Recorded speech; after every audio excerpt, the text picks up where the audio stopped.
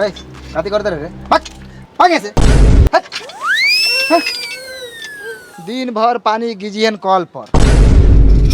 सारा दुनिया काम को के निहाल हो गेल आ इस सार लोग बा 10 बजे सूत के उठता आ हम अकेला गार मारावतानी खाए छठी आ हगा के भरा हे तो कौनो तोरा गांव से आगत नहीं कि हम अपना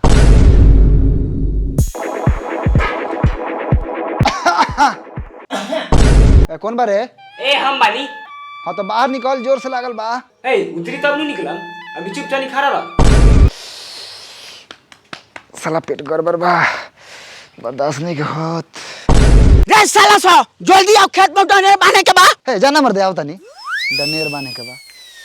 ए छोरा ए निकले लगा तनी। ए रुक, एक और लेडी छटका दी। रे निकलबे कि ना रे साला? ना निकलम, छटकी तब निकलम।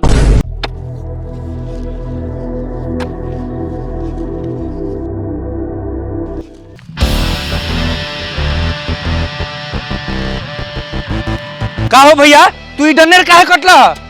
ए हमरा में बात हम काटब ना। ए हाई ई तोरा में बा। पुछला कथी बार साला बुढ़ाट से, बार-बार साला डनेर काट देता। ए मार साले के, रे निकल ना। रे साला ना मान।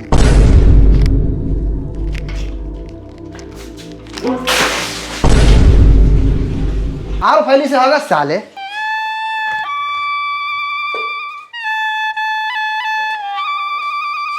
ले साला आज मारे साले। अरे भाई जी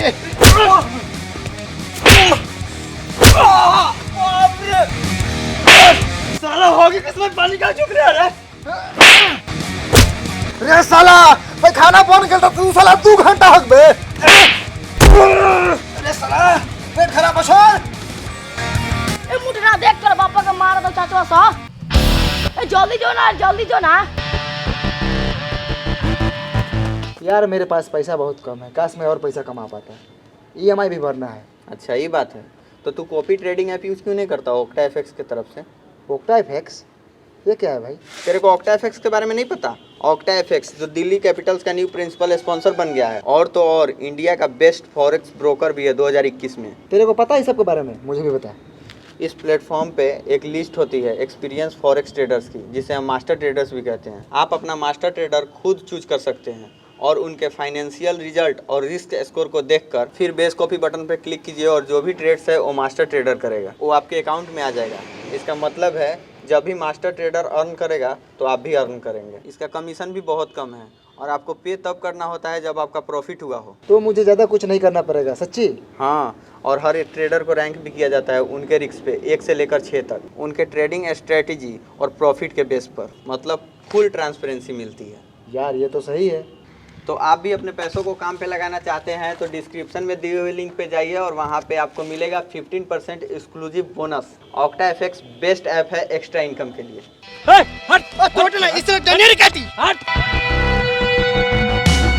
तुम मर बे, आए तो मार के देख ले। अगर तो के ना कटनी नु तो एक बाप का औलाद ना। तू कट बे, कट के जाओ। तू तो हटे ना बीच में से।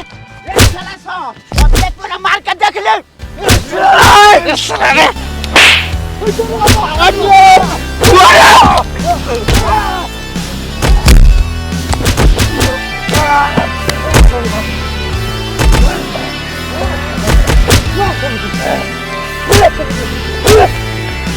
साला रुक, कहाँ जाता रे? साले पापा के मारे था। मारे दे साला सके, तनका से खाली खून निकल जाए दे, हाफ मर्डर केस होई। आ कहीं फुल मर्डर हो गई था। होके दे तभी तो साला से सुधारी, ऐसे ही पापा बुढ़ा गेला हुआ। ए मुठा, हाँ भैया। साला पेटा के चल घींच के ले जाओ, तू पकड़िए हमारम। चल छोड़ ना ताई, मर दे, छोड़ साला छोड़। अरे बाप रे बाप, छोड़िए मत थरवा के। हां मार।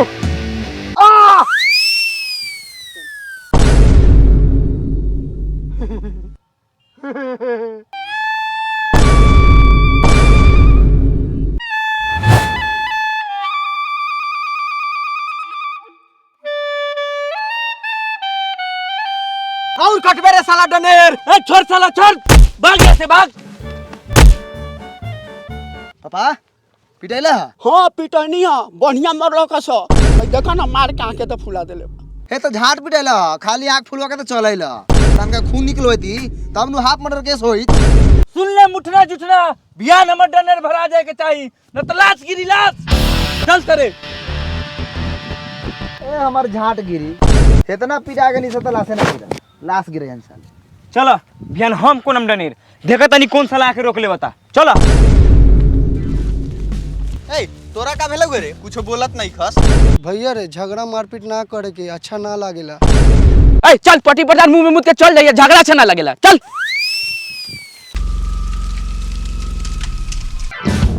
पापा काटो तनी हाली हाली काटो साला तनको अपन डनेर नहीं के छोड़ ले पूरा काटो भैयो तनका तोनी दोनों भाई हगा त खेतवा में हगा। अब बउआ सजा के होगा ई सरवा से खेत के घर बुल लेल बा दिन रात ये में लौटात रहता।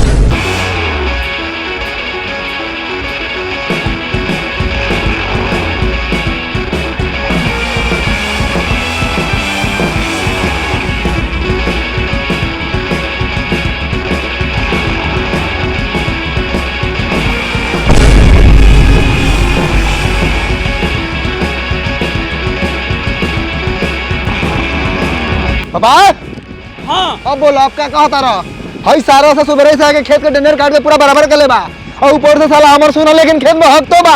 भैयो हां मार दी साला सके। ए साला तू कथी मारबे साला हमें मुआ दे मार के। ए साला अरे बाप रे बाप बाबू रे बाबू बाबू रे बाप रे बाप रे भतरा मारी रे बेटवा चिबौनी भतार के भेज के हमरा भतार के कपार फरवैले ह अगर हमरा भतार के कुछ हो जाइत न तो तोरा भतार के घर में जंग लेले घुस जाईती।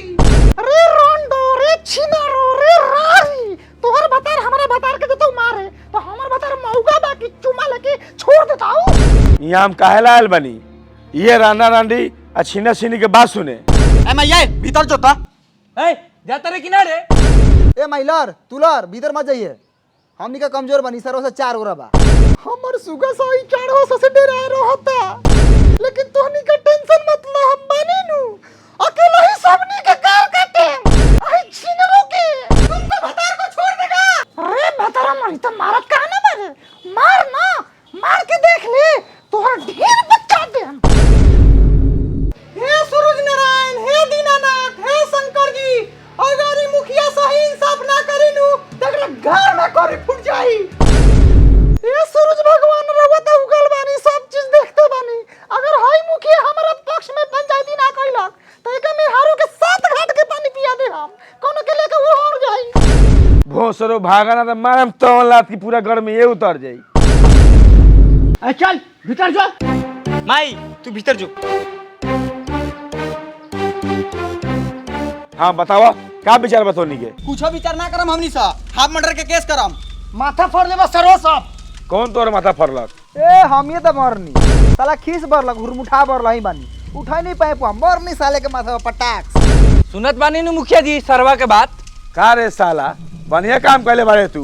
माना तनी मुखिया जी हमर बेटा गलती कइलक लेकिन आई चारे बाबा तू मिल के हमरा के मरलक। हाय देखू आंख के दासा। ए बंद कर तो बना के दसा ना के दसा एगो सच्चाई बात बताओ तनी मुखिया के नाते जमीन के झगड़ा ऐसन बढ़ गेल बा खास कर अपन यूपी बिहार में कि झांटपुर जमीन ला पट्टी पटदार में मर्डर हो जाता जमीन सरवा जहाँ के तहे रह जाता लेकिन आदमी चल जाता शमशान आ कब्रस्तान आ तोनियो को वही रास्ता पर चलत रह लोगन जब ले तोनी के 1-2 लाश गिरी ना तब ले तोनी के मनवा ना एगो तोनी के हम इहे राय दे हम कि बढ़िया वकील बुला लो आ जमीन के ना बिकरा लो जे तोहर निकली से तोहर होई जे उनकर निकली से उनकर होई झगड़ा खत्म हो जाई। हाँ एकदम खत्म हो जाई। 12 बढ़िया राय बार मुखिया जी हे मर्दे जमीन पे वकीला वाले की अमीन हो। रे साला रे तू पहले झुलुआ पर से उतर साला। अमीन होकेला वकील कहाँ गेल हा। अच्छा हमर बात अगर तोनी के अच्छा लागल होई तो ठीक बा आ ना लागल होई तो थाना रख ले बा दरोगा पुलिसों में होबे करी जाके लोगन थाना में गार लिवा। ठीक बा मुखिया जी हम अमीन बुलावा तनी पूछल आधा पैसा दिहन। ए चल दे देबौ रे सरवा। अच्छा जमीन के लफड़ा बा बढ़िया से नापी जोखी करा लोग विवाद ना होगे चाहिए हम इतने चाहता नहीं हम चला तनी बहुत काम बा हमरा प्रणाम। चला लोगन अमीन को बुला के नापी जोखी हो को हम तो जानते बानी कि पुलिस की जरूरी पड़ी। ए चल बोले दे 50-60 किलो के लाश गिरी 2-4 गो। घींच घींच घींच सीधा घींच।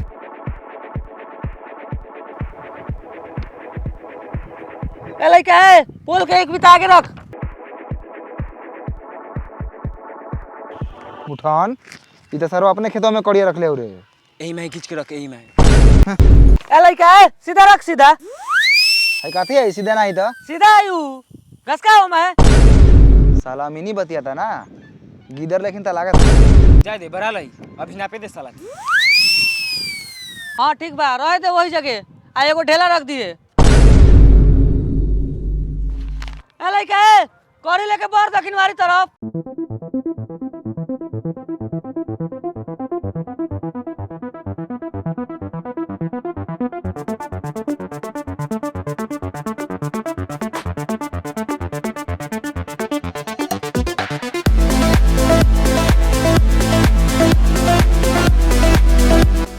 ई सरवा कौन ना पाई ना पाथो रे।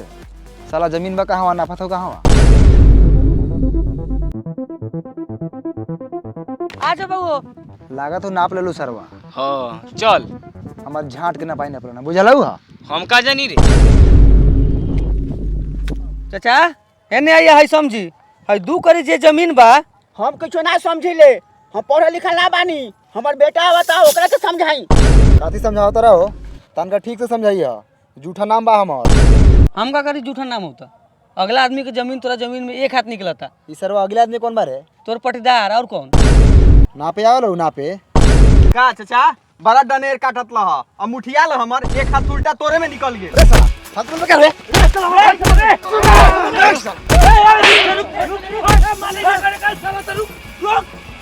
आओ साला जमीन ले बे आओ। ए ताऊ ना नापी हम कहनी है क्या मीन? तू सरवा के नापे होता साला वो गलत नाप था। हम नहीं मानेगा। ए नहीं आता तो काला बुलाया है हमको, अपने से नाप लेते। ना मन में तो दूसरा अमीन बोलवा के ना पाले। हम झगड़ा करे के नहीं की चाहत। ऐसे बोलेबे करो फिर से कल दूसरा मीन आई आ जमीन ना पाई। हाँ भैया जो मकई तिवारी को बुला के ले आओ। ए चला चल घरे। यहाँ दोसर अमीन आई, अब फैन जमीन ना पाई। चल घर चल। एक हाथ निकलता सर हमके। ए चल हमनी के झगड़ा नहीं करे के बा। बुलावे दे साला के जो अमीन बुलावे के है।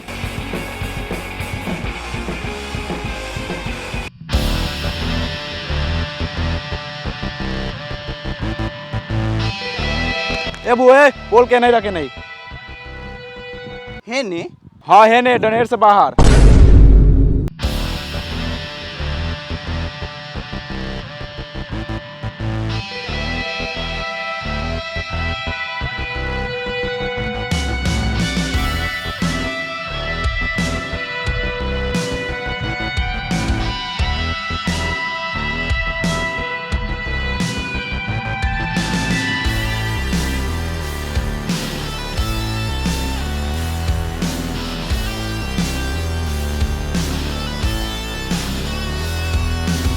आ जाओ बॉस आ जाओ, कड़ी लेके हो गेल। केने का भेलो? एकरा पहले के नपले रहलन? सैफ जी। सैफ जी देखा एकरा पहले जो नापी भेल रहे वो सही भेल रहे और पोल से 2 कड़ी जमीन इनकर निकला तो तोरा में। ए सुना ना मकई नु नाम हो तोहर तनका सोच समझ के बोलल कर न तो भूजा भूजे में हमरा देर ना लागल। ए जंग भूज के रख दे हम। ज्यादा बोला तेरे लड़का समझ तरेगा 42 साल का उम्र 42 साल का तो लेखन लड़का जेने तेने घुमाता। हटो ने भूजा भूजी। चला हम बताओ देन तो जमीन कहाँ ले निकलल बा। यहाँ तक ले जमीन निकलल बा। पिल्ला लेके हाल हम चला तनी अपन तोनी फरिया ला। तोरा गार में दम बता हलाल। ए तो तू रोक लेबे का रे? तो हलाव ना रे साला हलाव ना। आज पिलड़े हली नहीं तो लाशे हली। ए तू लाश लेबे साला दू बेर अमीन बुला के नापी करवेले तइयो तोरा संतुष्टि ना भेल। हां ना भेल ना होई तू हलावा ना पहले। ए साला बहुत बार चढ़ के बोला तेरे बहुत बर्दाश्त कर लेनी। देखा तनी कौन भरे से रोक ले बता लिया कोदारी हम बरम साला के। ए भरे दे आज मुर्गा खस्सी ना आदमी के कीमा बनी आदमी के। कीमा बने मेरे बनाओ तो। अरे हट हट ला कोदारी।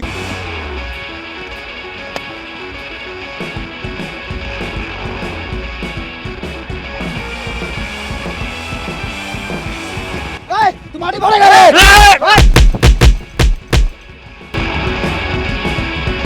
उठ मार दे साला के चाकू।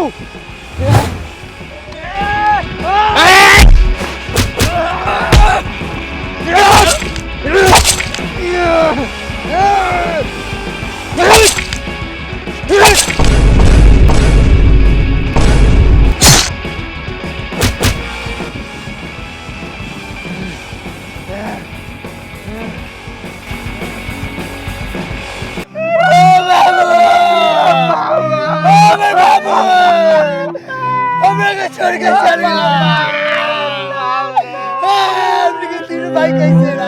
क्यों क्यों एक जमी के टुकड़े के लिए इंसान एक इंसान की कत्ल कर देते हैं? और इस तरह की घटना हिंदुस्तान में सबसे ज्यादा हमारे यूपी और बिहार में रोज होते हैं। कब तक ऐसी घटनाओं की सामना करेंगे आप लोग? और आज ही देख लीजिए, 2 फीट जमी के लिए 2 परिवारों में एक का कत्ल हो गया।